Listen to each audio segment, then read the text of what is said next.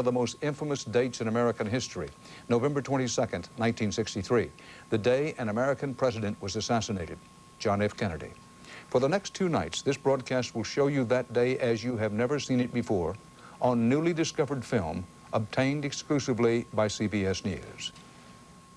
Jam-packed with spectators waiting their chance to... They are images burned into the American psyche.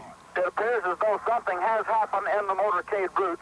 A tragedy that took one life and changed millions of others. President Kennedy is dead. For many of us, the assassination of President Kennedy has become a kind of marker. A man named Lee Harvey Oswald crouched in this dingy window. A window we look through again and again. A film we repeat and replay and remember. But despite all the cameras there during those 4 days in Dallas, much of the photographic record was never published or broadcast. And even now, history is still slowly revealing itself, frame by frame. This week, it has happened again, with the discovery of a long-hidden 16mm film, silent but filled with powerful images. Some familiar, some fresh, most lost to most Americans for more than a generation.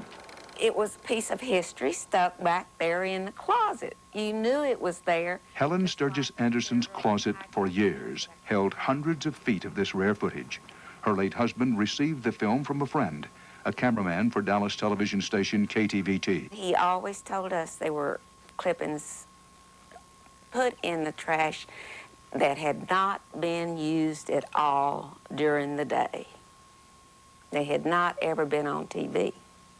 This month, in the Dallas Morning News, an article on the search for the assassination's unseen films and photographs prompted the family to come forward.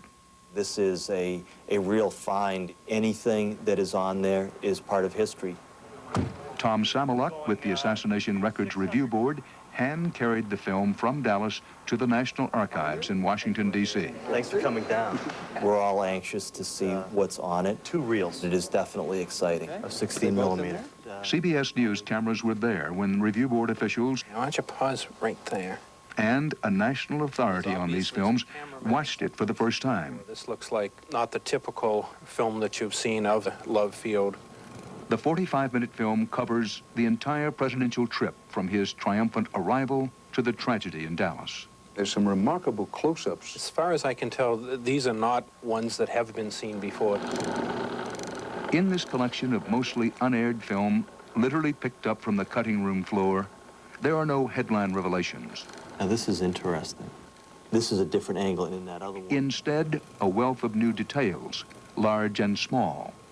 The loving preparation of the president's room, scenes from an early morning appearance in Fort Worth the day he died. It was at or about this time President Kennedy made the decision not to have the top on the presidential limousine in Dallas. The film jumps from scene to scene. Okay, we're in front of the depository. Location to location. I'm not sure of the timing of how soon after that is. Here, there are new pictures of the frantic moments after the shooting. Most of us have seen this picture of the assassin's gun. This new film contains an unusually long sequence as police remove the rifle from the book depository. Now he's proceeding up Elm Street, and he's going to place it in his car. Many have only seen still photographs of Lyndon Johnson's departure from Parkland Hospital after the president's death. In this film, the moment moves. I've never seen film of LBJ leaving the hospital. I've never seen that footage before. It is an exciting find for Review Board officials. We're interested that this is authentic, that it's in good shape, that it's good quality, and that it's available. For historians like Richard Trask, the film is a treasure lost and found. And that's Jack Ruby right there. In a room filled with reporters waiting to see Oswald, there, perched in a corner, was the man who would kill him as the whole country watched, nightclub owner Jack Ruby. That was definitely Jack Ruby. But who is this man at the book depository? Is this man Jack Ruby? A look at the kinds of new questions this film may raise, and how investigators will use these and other images to possibly find new answers when we come back.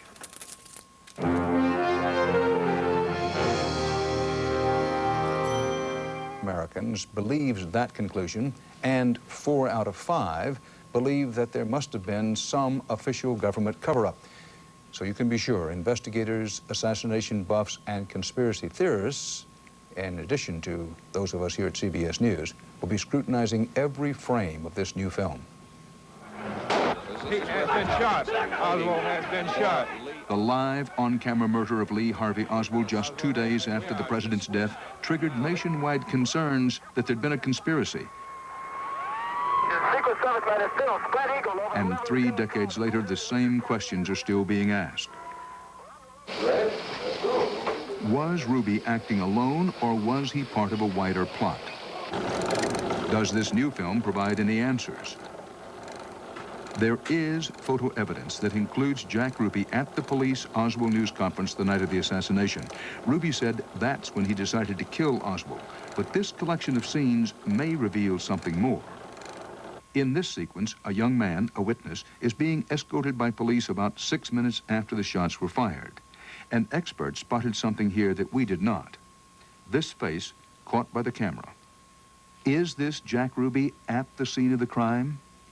Several witnesses place Ruby somewhere else, away from the book depository. But this is a question that's come up before. In the background, there is someone who looks like Jack Ruby, although in my research I found that another photo, and you can tell that in fact it's not. Expert Richard Trask's reaction to the latest Ruby question? With the other 2 pictures, I think it's safe to say that this is the man in the other 2 pictures who is not Jack Ruby. That is the painstaking level of scrutiny this film will be under for years. And at the National Archives, it will be available to investigators eager to search each frame for fresh clues. Even after viewing it, maybe it will not be immediately apparent how important it is. Still, people will pore over the new pictures this film provides of the rail yard behind the book depository, the crowd on the street outside, the window from which Oswald is believed to have fired the gun. There may be someone who has not been born yet who will understand the value of this film, and that's the importance of having a long perspective on these materials. And I'm just thrilled to death that it's going to be where people can go and see. The family that donated this film, free of charge to the National Archives, is eager for others to share in the images they've sheltered for 30 years. There could have been something on it that would be revealing to some investigative people that might be interested. It is a uniquely American interest, bordering on obsession, an old wound made fresh with each new frame. Here, the decades dissolve, and for the first time, we see the final tender moments of the Kennedy marriage. Minutes later, the President and First Lady began their doomed journey to Dealey Plaza. And no matter how much we have seen before, The President's car is now turning onto Elm Street. we always watch one more time, It will be only a matter of minutes before... counting the seconds, holding our breath, waiting for our hearts to be broken again.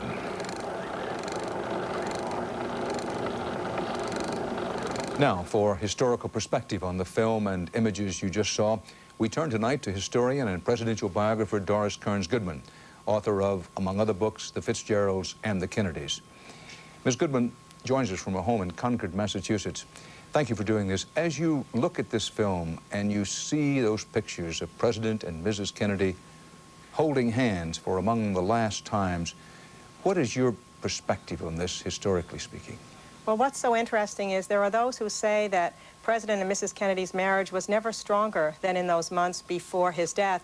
And that picture of them holding hands freezes that moment almost in time. It's not like they were at ease holding hands in the middle of the public all the time. They very, very rarely did that. We see here, for the only time in my memory ever, certainly one of the few times, these are moving pictures of President Lyndon Johnson in the first few minutes that he was president, walking out of Parkland Hospital. You spent hours with the late President Johnson. What did he say about those moments?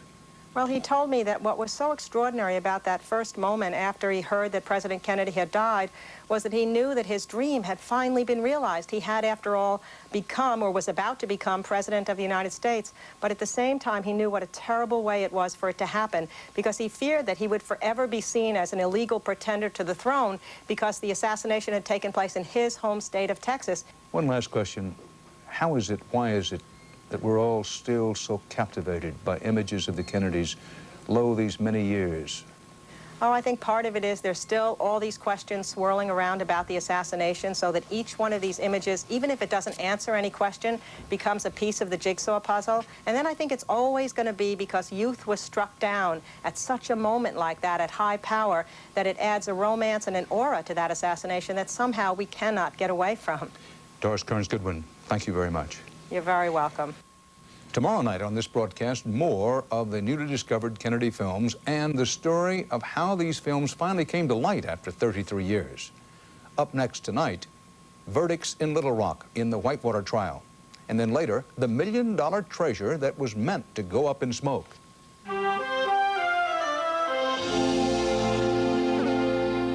Recorded the presidential motorcade go by, turned his camera off, heard some shots, ran around the corner and began filming. So what we have here is really the several minutes after the assassination itself, looking around and seeing what's happening. You see a lot of people scurrying. This will be an interesting clip to take a little bit better view of. It gives us a real good feel for the chronology of the moment and what was happening at the scene just after the shooting. And in all that chaos, I mean, if there was a second gunman, as you relook at that, that's where he probably could have been. That's a possibility. And it's also interesting that he's in the area when Oswald is supposed to have been leaving the building. So anything like that is just a fodder for the historian to be able to take a close look and see what was happening. Fills in a few gaps here and there, and of course we'll learn more as we stop that footage and look and blow it up. Thank you very much.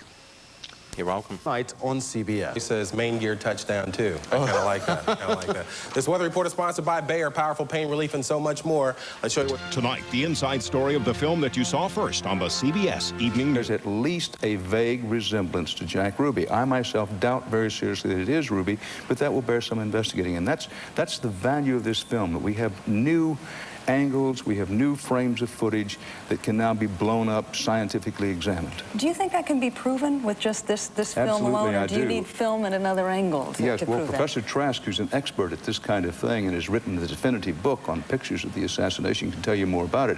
But there definitely are ways to do that. For one thing, to compare other angles. Now, we've had, I think, 2 angles of this unidentified person in the school book depository. Now we have a third angle, and we can again size up and say, well, is this Jack Ruby or is it not? Up to and including now, it's been clear to at least this reporter that there was no one there who bore a close enough resemblance to Ruby to say, well, it could be. But this is a new angle, and we're going to look into it. Professor Trask, have you arrived at any conclusions? As regards this particular clip, I think it only helps to support what I believed before, which was this man with the eyeglasses and the receding hairline is not Jack Ruby. Now, we were just looking at a picture of Lee Harvey Oswald being paraded before press members, and we could identify Jack Ruby in that picture. What does it tell us? Well, first, right up in the left-hand corner, the camera just panned over, but just there in the upper left-hand corner, there was a picture of Jack Ruby in this room. Keep in mind, we're in the Dallas police station. The Dallas police, and whatever one may think of them in other regards, they felt it important that the world see that Lee Harvey Oswald hadn't been beaten and wasn't being tortured, so they brought him out. Jack Ruby was in the room. And Paula, in that room, here he is right up in the corner. You can see we've stilled this. And there's Ruby in the room intently looking at Oswald. Now, Ruby later said, after he killed Oswald, after he shot Oswald in another part of the police station, Ruby said that he was carrying a gun in that room. That picture that you just saw of Jack Ruby looking at Oswald, Ruby says he was packing a gun at that time. Now, Ruby always used this as an argument to support his contention that he wasn't a mob rub-out man. He wasn't a paid assassin by anybody, because he said, if I had wanted to kill him, if I had been assigned to kill him for somebody else as part of a conspiracy, I would have killed him in that room that night. I had the gun, I had a clear shot, I was close enough to kill him, and that would have made more sense, in effect, said Jack Ruby, to kill him at that time because the police had him, and if I were a rub-out man, what I wanted him to do is not talk to the police. Now, in this photograph, what we have is just simply another angle. We knew Ruby was in that room. Sure. There are other pictures of him in that room, but this is yet another angle of Ruby in that room, and I think whether it's revealing as to who or who did not kill President Kennedy, it certainly is interesting to get another shot of him in that room. It always sends shivers up and down my spine just to see him there. Professor Trask, in closing this morning, you also saw some film of a man being questioned as a suspect also in this assassination, a face that up until this point we've never been able to make out. What is the significance of this man that we'll be looking at shortly? Well, I'm not quite sure which clip you're talking about. You're going to see it in mere seconds, I hope. Okay. There we go. Oh, well, this is the man on the left-hand side, which is the Jack Ruby look-alike. He simply pops in and pops out of the frame. There he is there.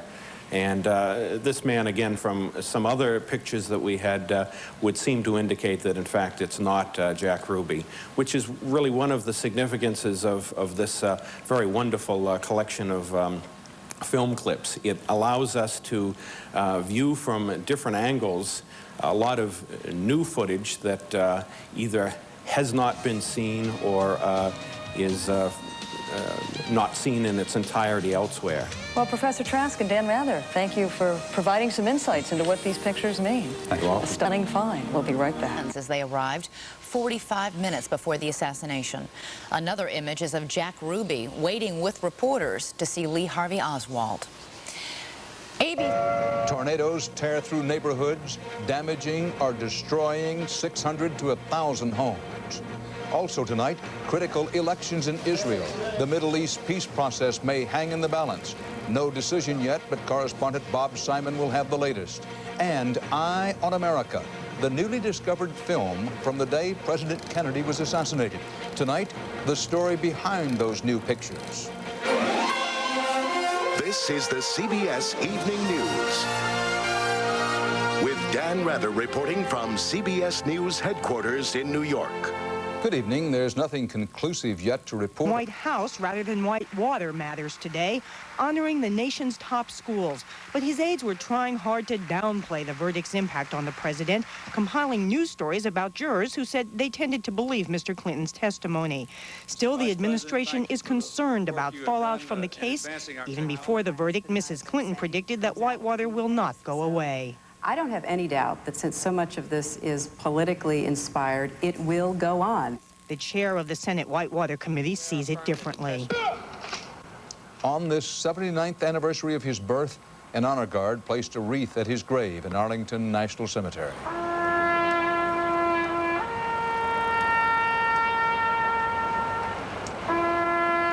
Last night on this broadcast, we showed you newly discovered film from the day President Kennedy was murdered, November 22nd, 1963. Beyond the remarkable images you saw on the screen, the film has an intriguing story of its own. Inside this small-town Texas home, some of this country's history lay hidden for decades. Of course it was hidden. It was a time of secretiveness on our part and everybody else's part. The secret in the Sturgis family centered on hundreds of feet of film of the 4 dark days in Dallas, the day of the Kennedy assassination and the aftermath. For historians, this is a treasure, a collection of scenes from the cutting room floor, most never aired. Unusual pictures of the rifle being removed from the crime scene. The new President, Lyndon Johnson, leaving Parkland Hospital just after learning President Kennedy is dead. And a touching, intimate look at the last moments of the Kennedy marriage. The couple making their way to the car that would carry the young president to his death. The Texas family got the film from a Dallas cameraman who pulled it from newsroom trash in pieces and brought it to his friend, Eli Sturgis. It sat around for years after he died and giving it to this board, maybe to get where he wanted it. Sturgis's daughter, Janet Vesey, donated the film to the National Archives in her father's name. We will take good care of it. The Assassination Records Review Board sent Tom Samaluk to Dallas to pick it up. An historical record like that, we did not want to risk any other means of transportation. I was concerned that the film might really be in bad shape. At the National Archives, there was deep fear that the film might be badly damaged. It's held up well. A year ago, this rare footage had been in a house fire. Sitting here running the film, you can smell the soot. But the two 16mm reels made the journey through time and trauma intact. For the Assassination Records Review Board, the recovery of this film was a major triumph. We were gratified to see what is now 45 minutes of new film footage come forward. I talked to Board Chairman Judge John Thunheim in Minneapolis about his belief that there are other important unseen films still out there. There are shoeboxes in closets of family members that might hold really very significant evidence about this event. It is the one constant in all the old footage from those days in Dallas, the cameras. Always there, everywhere, in the crowd, in the chaos, in the way, but recording history. And 3 decades later, still holding out the promise of revealing more. Even as more pictorial evidence comes to light piece by piece, it seems fewer and fewer Americans believe the official U.S. government account of the assassination, that Lee Harvey Oswald murdered the president and probably acted alone. Correspondent Eric Ingberg reports now on the lingering doubts as we continue tonight's Eye on America from the scene of the crime. This was an interesting one. Dallas Sheriff Jim Bowles, a police sergeant in '63, has heard all the theories. This former Marine was pegged to be the secret shooter. One of the last remaining law enforcement officials from that day still active, he has made it his business to debunk conspiracy claims. If we had been able to take Oswald to trial, we would have had a conviction in record time. But Bowles and others who say the truth is known are swimming for now against the opinion tide. I always say that one of the things I want to find out before I die is who actually did it, or who was actually behind it. A CBS News poll shows only 11% of the public believes Oswald acted alone. The biggest doubters are those under 30, whose memories may be limited to Oliver Stone's JFK. Bowles worries unfounded conspiracy theories will multiply after his generation is gone. And the only curiosity now is where will it go when the last of us are not here for first person? Because after that, everything is pure speculation or hearsay. The school book depository, its 6th floor sniper's nest frozen in 1963, attracts 1,000 visitors a day. The best experts in the world don't agree on what happened in Dallas in 1963. But as long as these films and photographs keep turning up and showing us what happened here, then perhaps some of the questions will go away. An estimated 1 million pilgrims come to Dealey Plaza each year to pay homage, to look for answers. I don't think we'll ever get to the bottom of it. I think it'll always be one of America's greatest mysteries. In Dallas, I'm Eric Ingberg for Eye on America. And that's part of our world tonight. CBS This Morning will have all the latest on the Israeli elections. For the CBS Evening News, Dan Rather. A day nobody will ever forget.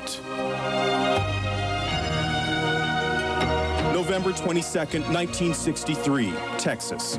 President and Mrs. Kennedy just hours before the assassination. The Kennedys begin their day in Fort Worth. Cheering Texans greet them at every stop. More crowds as they get ready to board a flight for Dallas.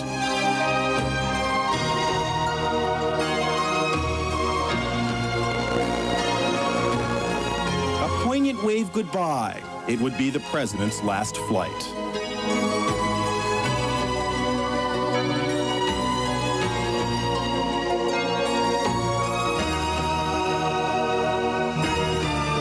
Love Field, Dallas, Texas.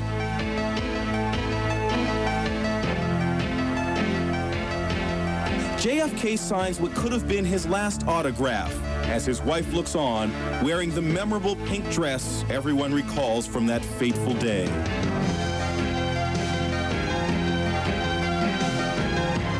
An ultimate moment, the Kennedys hold hands in a rare public display of affection. The Kennedys get into the open-top Lincoln Continental to begin the motorcade through Dallas. The crowds cheer, but there are one or two who are not fans. Then, all hell breaks loose.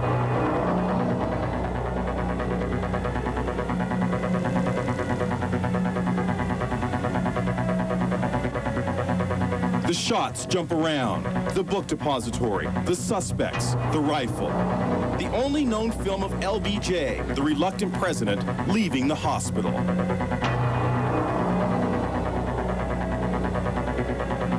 A hearse leaves the hospital heading for Air Force One and the long journey home. At a press conference, a quick shot of Jack Ruby, 2 days before he killed Lee Harvey Oswald. And an outpouring of grief. Flowers pile up in Daley Plaza. People can barely contain their sorrow.